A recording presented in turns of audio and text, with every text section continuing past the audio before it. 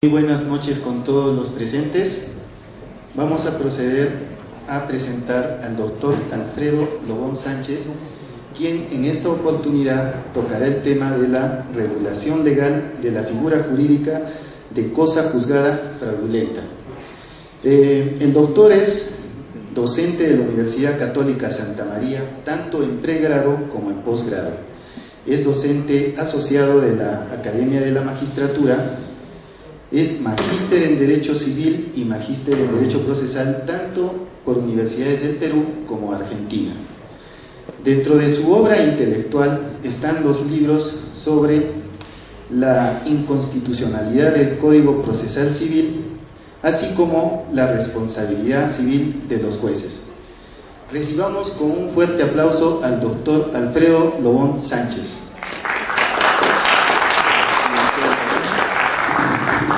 Muy bien, muchísimas gracias a todos ustedes por su presencia en esta tarde.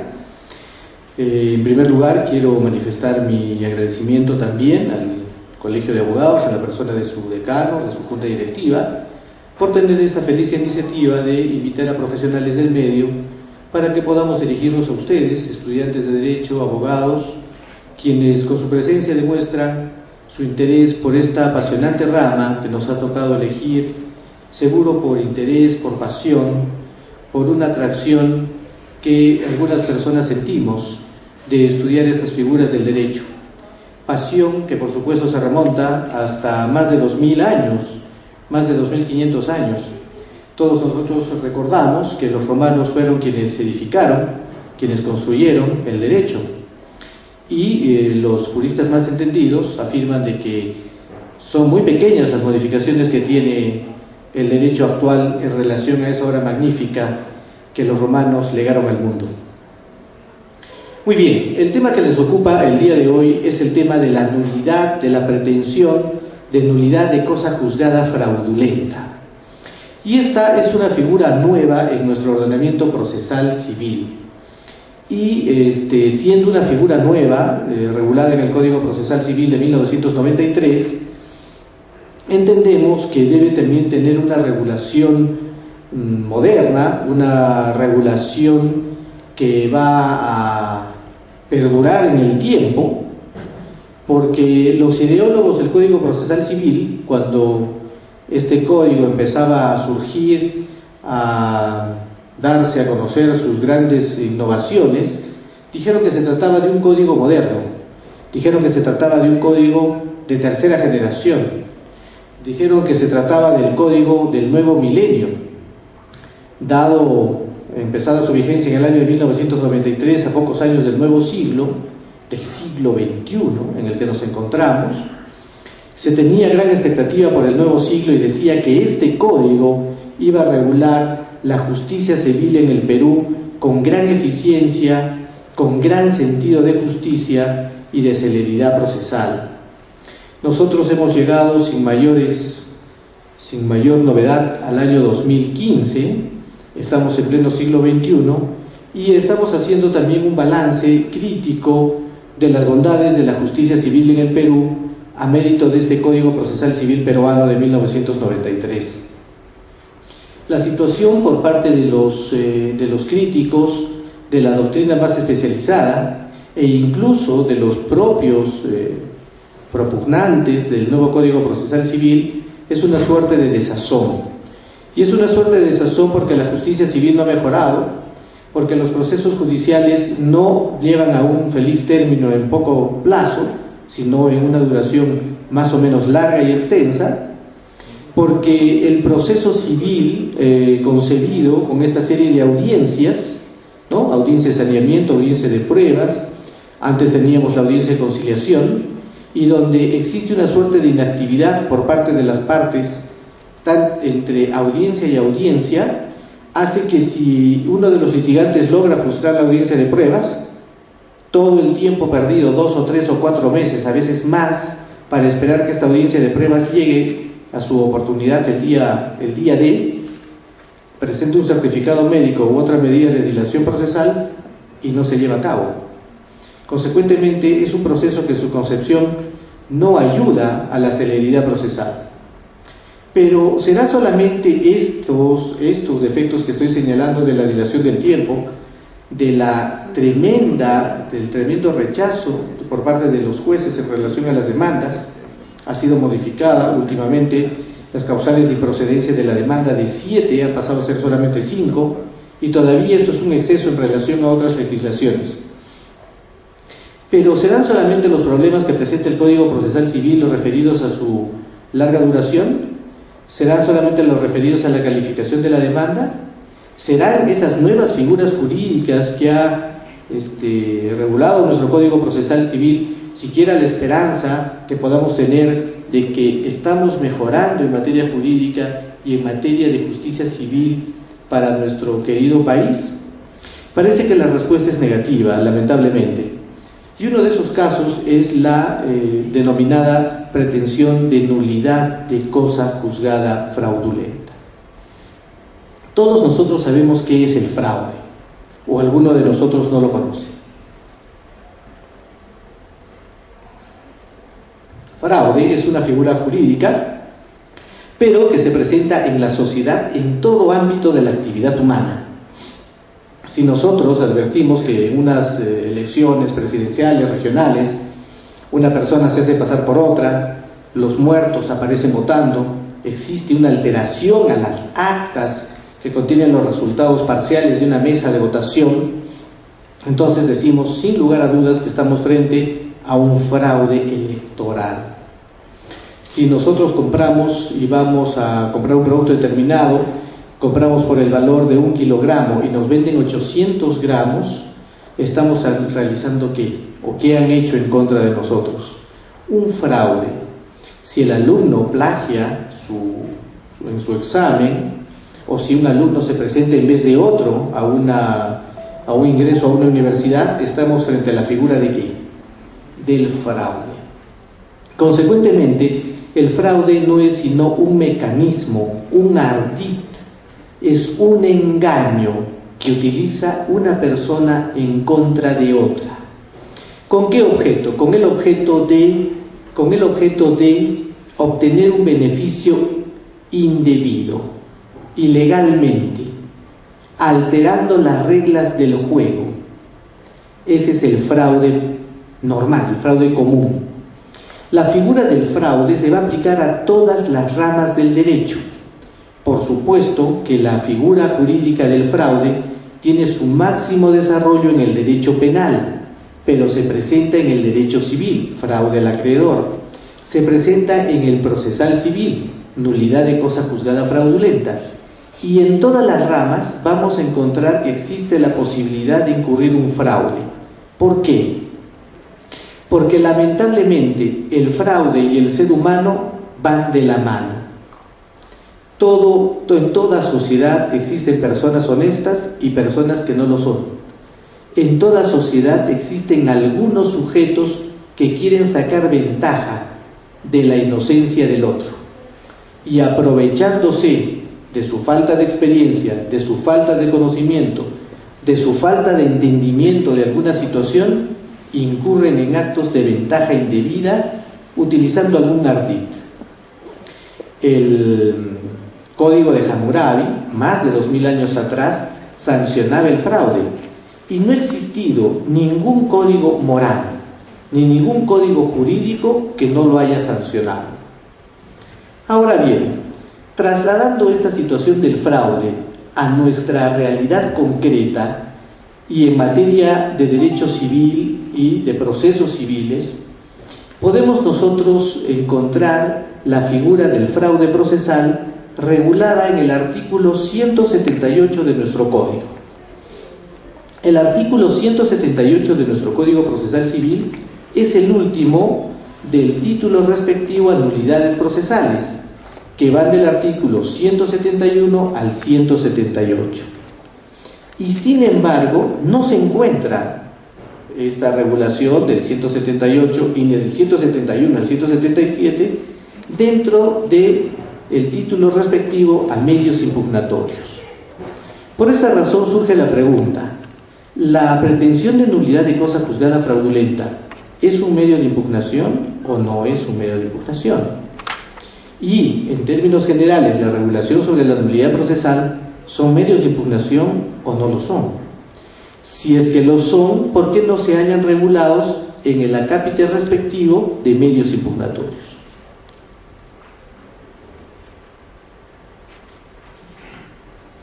Todo indica de que esto es un error sistemático en la elaboración del código. Conocemos que los medios impugnatorios son de dos grandes clases: los remedios y los recursos. Los remedios para atacar actos procesales que no son resoluciones, que no son decisiones judiciales, y los recursos para atacar decisiones judiciales contenidas en resoluciones judiciales. Y dentro de estas tenemos una figura especial. No voy a cuestionar un auto que admite la demanda, que admite la intervención de un tercero, que admite o no una excepción, que dispone la conclusión del proceso. No voy a atacar propiamente la sentencia, porque para la sentencia tengo el recurso de apelación o el recurso extraordinario de casación. Sino voy a atacar ¿qué? Al proceso integralmente. La persona se puede preguntar, ¿por qué voy a atacar el proceso integralmente? ¿Por qué me ha concedido el orden procesal civil la figura jurídica por la cual voy a cuestionar la existencia de un proceso como tal? Supongamos nosotros que se inicia un proceso de nulidad de matrimonio, se utiliza un proceso de reivindicación, se interpone una demanda de nulidad de acto jurídico, etc. Y el litigante pierde en el proceso. El litigante pierde el proceso de filiación. El litigante pierde o gana, consecuentemente el otro, un proceso de reivindicación. A pesar que se hicieron todas las gestiones conducentes, el aporte de pruebas respectivo, el litigante pierde el proceso. Interpone los medios de impugnación respectivos y finalmente fracasa. Pero existe una pequeña sensación en el litigante que ha perdido el juicio. Entiende de que hay algo que no está dentro de la regularidad procesal que ha ocasionado su fracaso en su intento de alcanzar justicia ante los órganos jurisdiccionales. Les comento un caso particular. Cuando yo empezaba el ejercicio profesional de abogado, tendría 1 año, 2 años de abogado, 1 año y medio, tuve que atender un proceso de ejecución para el cobro de una suma de dinero que seguramente para un abogado que recién empezara sería una suma importante y que ahora es considerada una suma mínima. Y todas las decisiones judiciales que se iban expidiendo en este proceso judicial, desde la medida cautelar que fue dejada sin efecto en agravio mío, la sentencia final o auto final que resuelve el proceso de ejecución, sistemáticamente salían en contra. Finalmente el proceso se perdió.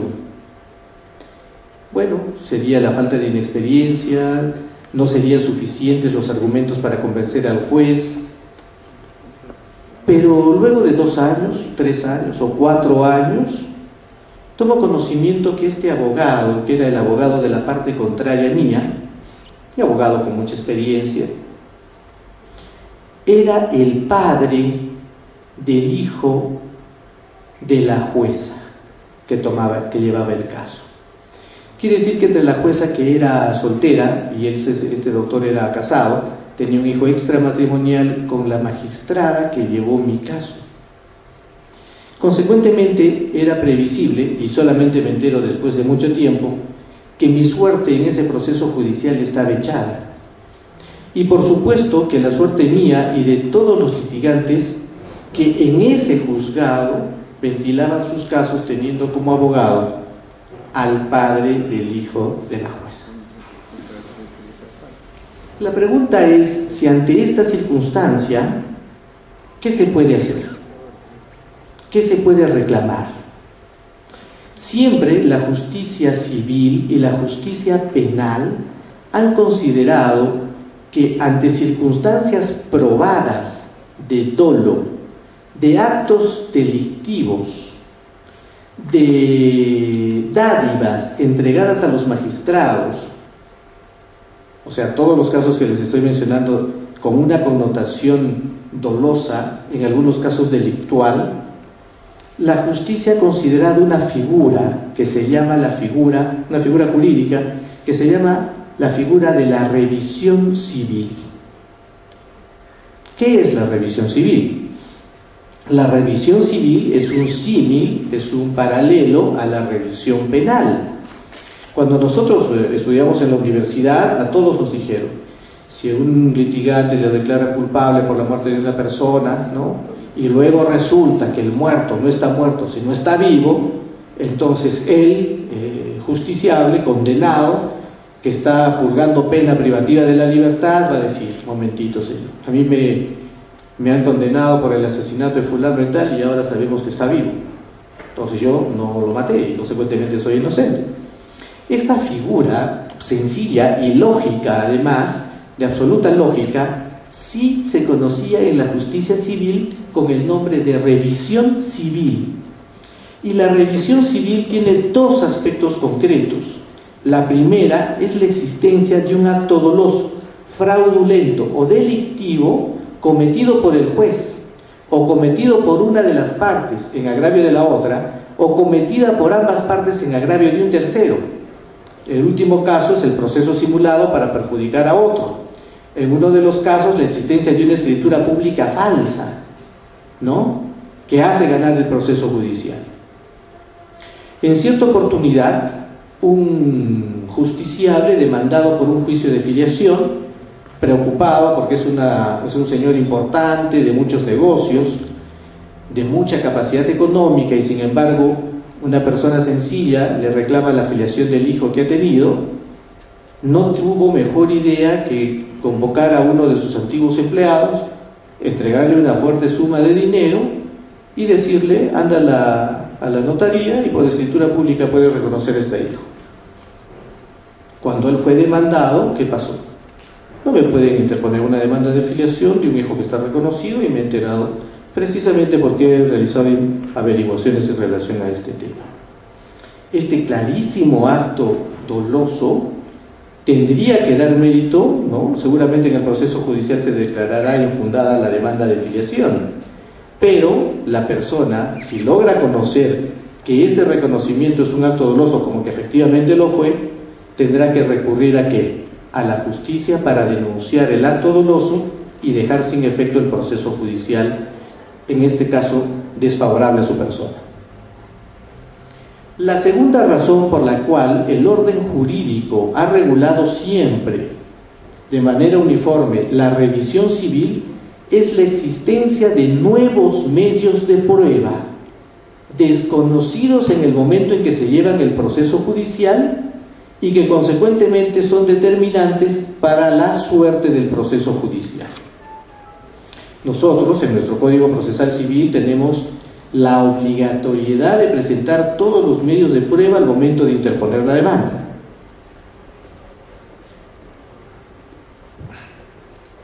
Tenemos la posibilidad de presentar medios probatorios que el Código denomina extemporáneos y que sean relevantes para el interés discutido, precisamente en defensa de nuestros derechos. Pero a nadie, no existe una norma que si después que ha concluido el proceso judicial yo puedo conocer medios probatorios determinantes y en favor de mi derecho discutido para presentarlos ante un juez y consecuentemente iniciar un nuevo proceso judicial anulando el anterior para dejarlo sin efecto. Entonces, esta figura que se llama revisión civil tiene dos sustentos importantes: la existencia de actos dolosos, de actos fraudulentos, inclusive de actos delictivos, como es el caso de soborno al juez, soborno a testigos, soborno a peritos, ¿no es cierto?, y otros casos, muchas formas y variedades de la comisión de un acto doloso. Y la segunda fuente es la existencia de medios probatorios que puedan hacer cambiar la suerte del proceso judicial. Si esto es así, y si esto ya existía en la doctrina, y si esto lo conocen los legisladores, los juristas de gran importancia, ¿por qué razón esta figura de la esta figura de la revisión civil no fue incorporada al Código Procesal Civil peruano en 1993, que ya era un tiempo donde esta figura tenía mucha antigüedad. Y se optó por regular una figura sesgada, que es la que nosotros tenemos actualmente, la demanda de nulidad de cosa juzgada fraudulenta, donde la única posibilidad que tengo de reclamar sobre la existencia de un proceso judicial y su sentencia, finalmente contrario a mis intereses, es la existencia del dolo por una de las partes. El Código Procesal Civil dice por fraude o colusión, también mal redactado porque solamente debió decir fraude. La colusión es una de las formas de fraude. Entonces, ¿por qué tengo yo un Código Procesal Civil que solo regula la posibilidad de llevar a revisión un proceso judicial anterior por causales derivadas del dolo, del fraude? ¿Por qué razón? Haciendo consecuentemente la figura jurídica incompleta y cercenando gravemente los intereses de los justiciables. Una regulación correcta hubiera implicado que el Código Procesal Civil, dos cosas. Primero, regulara la figura de la revisión civil con base en actos dolosos o fraudulentos, y de otra, la existencia de pruebas sobrevinientes a una sentencia definitiva para poder hacer una revisión posterior. Y la segunda figura que el Código Procesal Civil anuló, dejó sin efecto, es la figura de la contradicción de sentencia. Aquí yo veo abogados con cierta antigüedad, pero también veo estudiantes de Derecho y abogados muy jóvenes. En 1912, el Código de Procedimientos Civiles tenía regulado en su artículo 1083 la figura jurídica de contradicción de sentencia. Y la figura jurídica de contradicción de sentencia es aquella figura jurídica que existe en todo ordenamiento procesal serio cuando se tramita un proceso sumario o se tramita un proceso ejecutivo o de ejecución. Si tengo un proceso de ejecución muy violento y un proceso sumario que nosotros ahora conocemos como sumarísimo, y cualquiera de las partes, obviamente una gana y la otra pierde, la parte perdedora puede pedir una revisión de ese proceso, una contradicción de ese proceso, aportando nuevas pruebas o pruebas que ya pudieron aportarse en el anterior, que no pudieron aportarse en el anterior, porque los procesos sumarios y los procesos de ejecución tienen limitaciones probatorias y de plazo. Entonces, un proceso de breve duración, sumario o sumarísimo, tiene la posibilidad de ser nuevamente objeto de revisión, de conocimiento de un juez a través del proceso de contradicción de sentencia. Muy bien, yo quisiera saber si es que hasta aquí me han comprendido bien. La figura jurídica que el Código debió regular fue la figura jurídica de revisión civil y que tiene dos fuentes: actos dolosos fraudulentos o la existencia de nueva prueba. ¿Por qué la regulación de nuestro Código Procesal Civil es tan mala? ¿Por qué la regulación es tan deficiente? En primer lugar, el nombre: nulidad de cosa juzgada fraudulenta. Cuando nosotros decimos cosa juzgada y fraudulenta, estamos diciendo que lo que vamos a revisar, lo que queremos decir es que vamos a revisar la sentencia. Por eso que, si quería regular cosa juzgada fraudulenta, debí llamar a la figura jurídica revisión de sentencia firme. Así se llama en todas las legislaciones, porque la cosa juzgada no es lo mismo que la sentencia firme. La sentencia firme crea un efecto jurídico que se llama ¿qué? Cosa juzgada. Pero lo que yo voy a revisar no es la cosa juzgada, que es la figura jurídica y el efecto jurídico. Lo que yo voy a revisar es ¿qué? La sentencia firme. Muy bien, entonces el nombre está equivocado. Debió llamarse revisión de sentencia firme, pero no debió llamarse tampoco revisión de sentencia firme, sino revisión civil, que comprendía dos aspectos como ya lo he indicado. En segundo lugar, es un plazo. Nuestro Código Procesal Civil establece el plazo de 6 meses de ejecutada la sentencia o 6 meses de concluido el proceso judicial si no fuera ejecutado. La pregunta que yo les formulo a ustedes es la siguiente: ¿creen ustedes que un acto doloso que tiene como finalidad estar oculto y que debe llevarse a cabo bajo condiciones de eficacia para que efectivamente logre engañar al litigante contrario y que el juez tampoco pueda advertirlo, puede ser fácilmente conocible dentro de un breve plazo de 6 meses después de concluido el proceso? En el ejemplo que yo les he puesto, tomo de conocimiento que el juez y la abogada tenían una relación sentimental, un vínculo que los unía años después de concluido el proceso y de manera casual. Y muchos actos dolosos solamente uno llega a su conocimiento muchos años después o varios años después. Consecuentemente, conceder un plazo de 6 meses está surgido de un razonamiento equivocado, carente de experiencia en la vida, porque los actos dolosos no se conocen fácilmente. De hecho, actos dolosos que comete un gobierno son conocidos años después y luego de muchas investigaciones. Entonces, consecuentemente, el plazo de 6 meses es un plazo ínfimo. El Código Procesal Español, que se llama Ley de Enjuiciamiento en Materia Civil, del año 2000, concede el plazo de revisión de los procesos judiciales de 5 años de concluidos, pero dentro de los 3 meses posteriores a conocida la causa.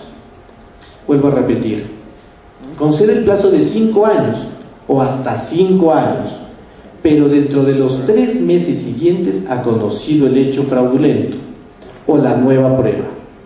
Consecuentemente, si al año, 2 años o 3 años conozco, tengo solo 3 meses desde que tomé conocimiento para interponer la demanda. Otros códigos tienen plazos similares, pero ninguno tiene un plazo de 6 meses tan breve. En segundo lugar, el Código Procesal Civil ha establecido que solamente se pueden interponer medidas cautelares inscribibles. ¿Qué son las medidas cautelares?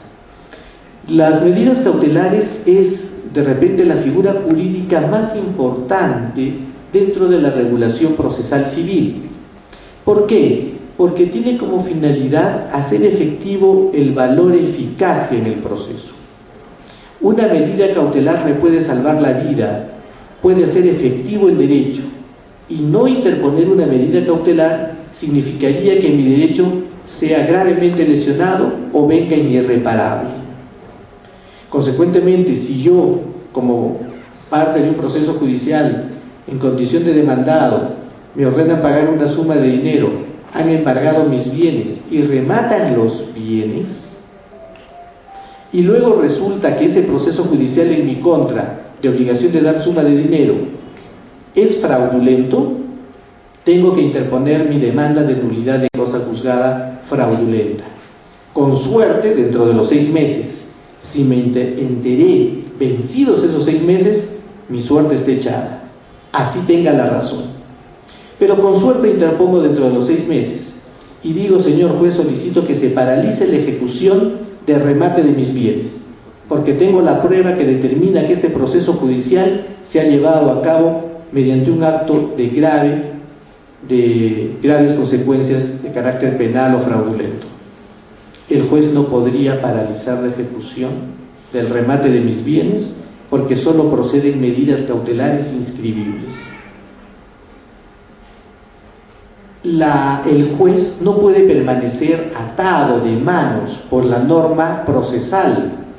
El juez es el juez y la parte quien tiene todo el derecho de solicitar al juez la medida cautelar que juzgue conveniente, innovativa, de no innovar, de anotación de la demanda, de lo que fuera. El juez, con su conocimiento y su capacidad, dispondrá admitir esa medida cautelar y consecuentemente disponer la paralización de la ejecución o no admitirla, pero no puede el ordenamiento procesal de manera directa, de manera a priori, disponer que no proceden otro tipo de medidas cautelares que no sean las medidas cautelares inscribibles. Quiere decir que el valor eficacia de las medidas cautelares con esta regulación del Código Procesal Civil hace también ineficaz la pretensión de nulidad de cosa juzgada fraudulenta. Otra de las normas que contiene nuestro Código Procesal Civil es el referido a las causales. Ya lo expliqué al momento de efectuar la introducción de este tema, solamente actos dolosos, y debió comprender también actos referidos a la prueba judicial. Consecuentemente, estamos también limitados en relación a esta circunstancia. La regulación del Código cercena gravemente los derechos de los justiciables. Una de las cosas que no queda claras en la redacción del artículo 178 es el referido a los efectos de la nulidad de cosa juzgada fraudulenta, porque dice que si el juez ampara la demanda, en sentencia repondrá las cosas al estado que corresponda, y nadie supo qué cosa es reponer las cosas al estado que corresponda. Quiere decir que el fraude se produjo el 15 de agosto, justo en la audiencia de saneamiento. Entonces el juez va a decir, repongo el proceso hasta el saneamiento. Se refiere a las cosas de carácter sustantivo, o sea, a lo decidido en el conflicto de intereses, o se refiere a las cosas en sentido procesal. La actividad procesal desarrollada a partir de este momento es fraudulenta. Nadie entendió lo que decía. La redacción da pie a muchas interpretaciones. La doctrina más seria ha establecido que reponer las cosas al estado anterior es, en realidad, dejar sin efecto el contenido de fondo de la sentencia. Quiere decir que si la sentencia dispuso amparar la demanda y disolver el vínculo matrimonial, ese mandato judicial y todo el proceso judicial queda sin efecto. Y si yo por la sentencia tenía la condición de divorciado, vuelvo a tener la condición de casado. Si la sentencia dijo, fundada la demanda de desalojo y consecuentemente desocupar el bien, deja sin efecto el mandato y tendría el derecho de retornar a la casa que fui desalojado. En relación acá a este punto, que es aclarar el efecto jurídico de la demanda y consecuentemente de la sentencia de nulidad de cosa juzgada fraudulenta, nos lleva a establecer varias situaciones de análisis. La primera, que la sentencia contenga, que la demanda sea y consecuentemente la sentencia, una pretensión de carácter constitutiva, de carácter declarativa, constitutiva o de condena. Si es de carácter declarativa y constitutiva, el mandato judicial de la sentencia de nulidad de cosa juzgada fraudulenta se ejecuta por el mérito mismo de la sentencia pedida. Dejo sin efecto la declaración de propiedad, reivindicación o lo que fuera. Y la cosa se complica muchísimo más cuando la sentencia que se va a anular tiene carácter de sentencia de condena, porque puede haberse producido la desocupación del bien, puede haberse producido el cobro de una suma de dinero, en cuyo caso no le queda más al litigante que interponer una ulterior demanda de indemnización por los daños y perjuicios causados. Muy bien, hasta acá yo espero que me hayan comprendido más o menos cómo es la regulación del Código y cuáles son los efectos que tiene esta regulación del Código Procesal Civil en materia de nulidad de cosa juzgada fraudulenta. Para terminar, les quiero explicar que el tema es un poquito complejo. ¿Por qué? Porque tenemos varios procesos en camino dentro de una visión panorámica. Primero, el proceso que se sigue. Imaginemos una demanda de divorcio por alguna causal. Segundo, el proceso de nulidad de cosa juzgada fraudulenta, que debía llamarse revisión civil, que deja sin efecto este anterior proceso. Y tercero, que como dejé sin efecto el primer proceso, debo iniciar un tercer proceso para lograr los fines del primer proceso.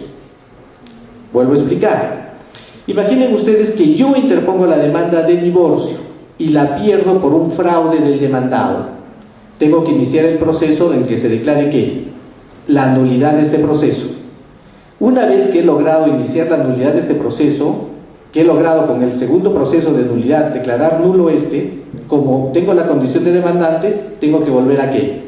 A demandar. Entonces tendría primer proceso fraudulento, Segundo proceso en el que se declara el fraude. Tercer proceso en el que vuelven las cosas a foja cero y vuelvo a demandar.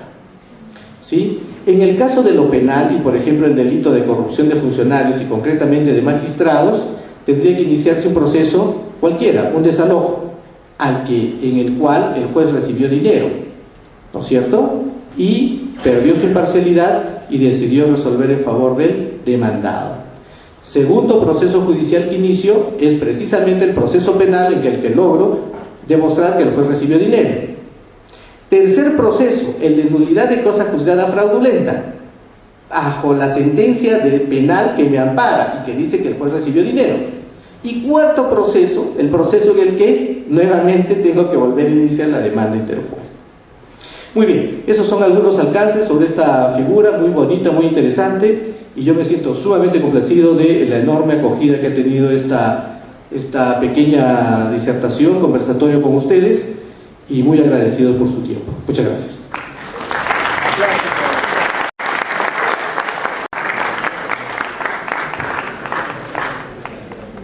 Y por supuesto, con el mayor gusto para resolver cualquier pregunta. Damos la bienvenida, por favor, a nuestro decano, el doctor Alfredo Álvarez.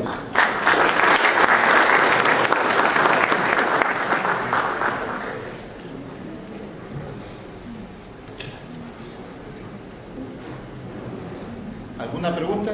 ¿Sí? ¿Dudas? Hay que aprovechar de la experiencia del doctor Lobón.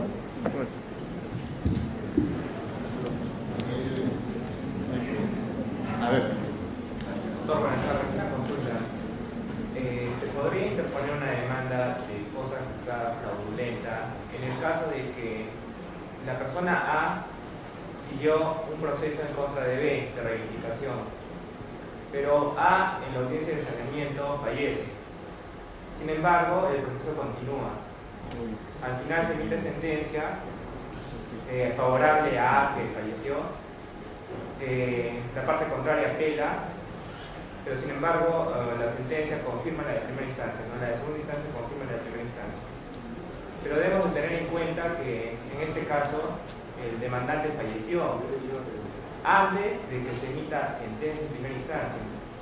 Y por otro lado, se demandó en la reivindicación únicamente a uno de los esposos, no se demandó a dos como los consortes.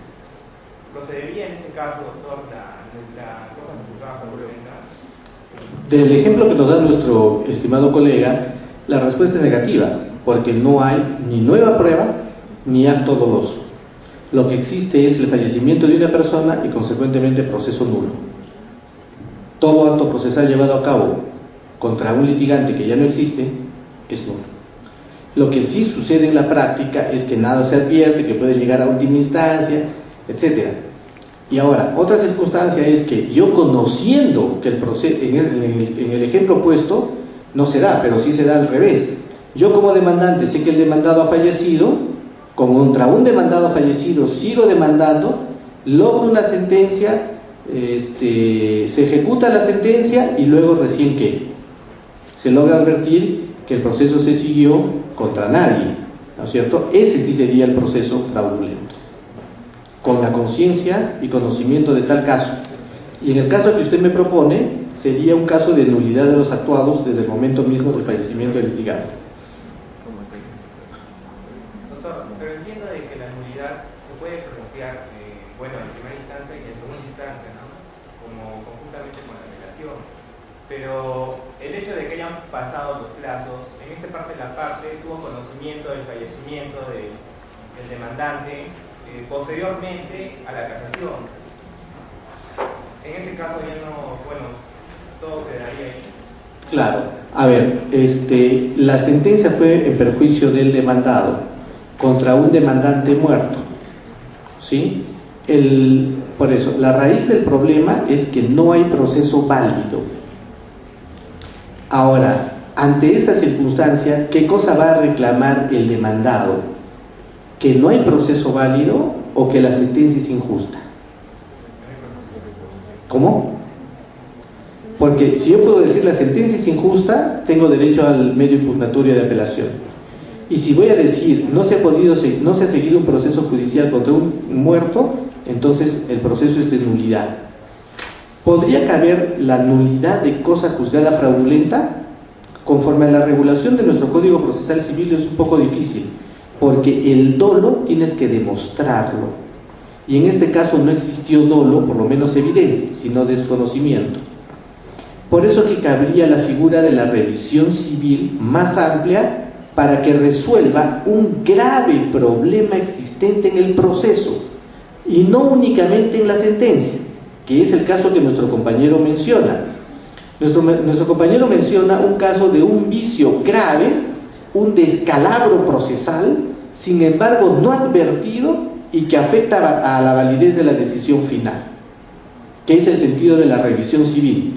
Señor, nadie puede permanecer con los ojos cerrados ante una circunstancia de tal magnitud: el fallecimiento de un litigante y consecuentemente la inexistencia de dos partes en el proceso, y podría dar mérito a una demanda de este tipo, aunque no específicamente bajo la regulación de nuestro código.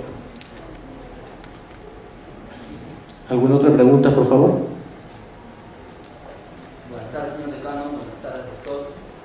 Le quería hacer una pregunta. Yo he revisado jurisprudencia al respecto de lo que se habla del plazo de caducidad de los 6 meses. Y Sí. he revisado jurisprudencia al respecto, en el cual indica que desde que toma conocimiento la parte se corre los 6 meses de plazo, porque anteriormente no ha podido conocerlo. Entonces, y al indicar con la legislación española, que indica que transcurridos 5 años o tiene 3 meses de plazo una vez que conoce de repente el acto fraudulento, ¿no? En ese sentido quería que si nos podría ampliar y cuál es la tendencia de los jueces, ¿no?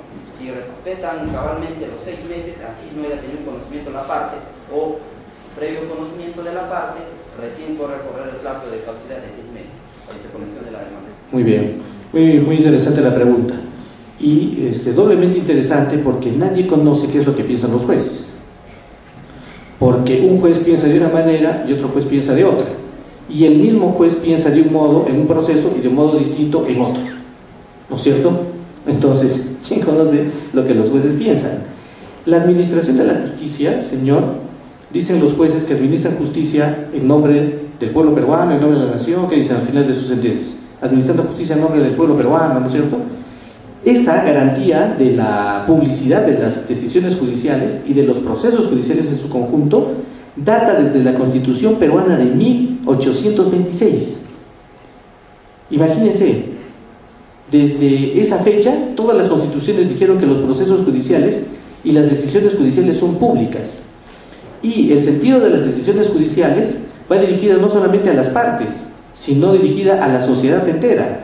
Quiere decir que si yo o cualquier persona desea revisar el contenido de una sentencia, tendría que poner por año, sentencias del año 2000, ¿de dónde? Del Distrito Judicial de Arequipa, ¿de dónde? Del Juzgado de Hunter, y tendría que aparecerme ahí todas las sentencias. O por magistrado, relación de magistrados del Poder Judicial del Perú, allá, el señor Polanco, pum, sus sentencias, y todas tendrían que aparecer ahí, de la sala, de todo, en todos los indicadores, en todas las formas, y eso no existe. Entonces, ¿cómo puedo conocer el razonamiento o la tendencia de los magistrados? Lo que sí puedo conocer es que la norma no dice lo que usted nos indica. La norma dice 6 meses de ejecutada o 6 meses de consentida de concluir el proceso judicial. Si yo tengo la buena suerte de convencer a un juez de que me dé 6 meses después de que tomé conocimiento del acto fraudulento, en buena hora. Muy bien. ¿Alguna otra pregunta?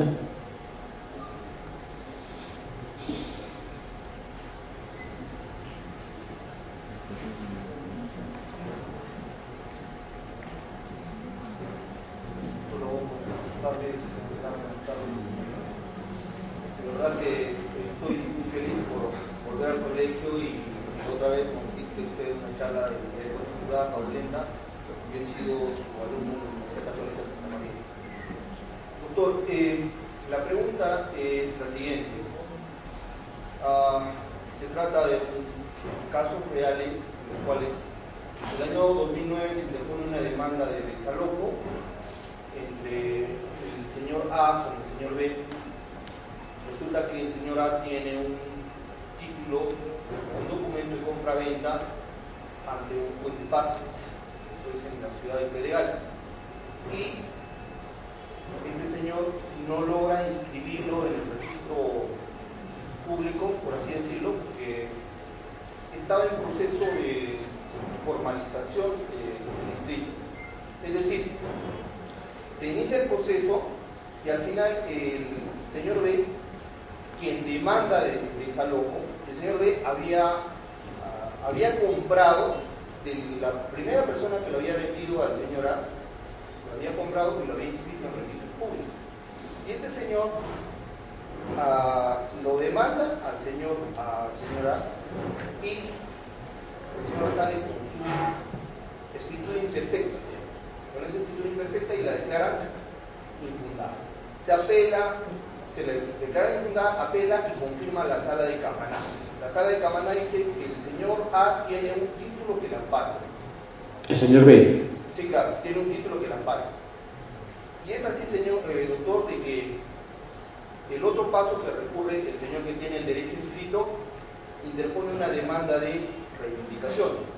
En la demanda de reivindicación, por determinadas razones lo declaran rebelde al señor que tiene el título que no está inscrito y le declaran fundada la demanda y señala el juez que emitió esa misma sentencia, que declaró la sentencia fundada, dice, ¿sabe